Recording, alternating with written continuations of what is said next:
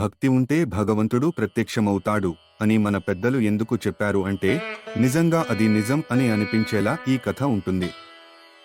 ఇది 16వ శతాబ్దం కాలంలో జరిగిన ఒక అద్భుతమైన భక్తిగాథ.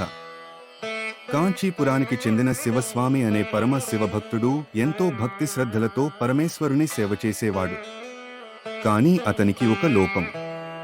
ఆ దేవుడిచ్చిన జీవితంలో సంతానం లేని బాధతో తల్లడిల్లుతూ ఉండేవాడు. ఒక రాత్రి శివస్వామికి పరమశివుడు స్వప్నంలో కనిపించి, ఆంధ్రదేశంలో ఉన్న పీఠికాపురం దక్షిణ భాగంలో ఒక సరస్సు ఒడ్డున నేను పూజలందుకుంటున్నాను.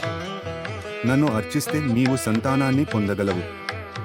శివస్వామి వెంటనే పరమశివుడు ఆదేశానుసారం పీఠికాపురానికి బయలుదేరి అక్కడి పాదగయా క్షేత్రంలో ఉన్న కుక్కుటేశ్వర స్వామిని భక్తిపూర్వకంగా ఆరాధించాడు. ఆ తరువాత అక్కడ పవర్ గ్రామంలో మొసలి రూపంలో ఉన్న శివుడిని దర్శించాడు. శివస్వామి కూడా పూర్తి భక్తి శ్రద్ధతో ఆ స్వామిని పూజించాడు. అతని నమ్మకంతో చేసిన ఆ పూజకు శివుడు స్పందించాడు. ఇలా అతనికి సంతానం లభించింది. ఈ దేవస్థానానికి సంబంధించిన ఈ విశేష ఘటన స్థల పురాణాల్లో స్పష్టంగా పేర్కొనబడింది. కాకినాడ నుంచి పిఠాపురం వెళ్తూ మధ్యలో వచ్చే పవర అనే గ్రామంలో ఈ మొసలి రూపంలోని స్వామి ఇప్పటికీ భక్తులకు దర్శనమిస్తూ, భక్తుల ప్రార్థనలు ఆలపిస్తూ, వారి మనసులో కోరికలను నెరవేర్చుతూ ఉన్నారు.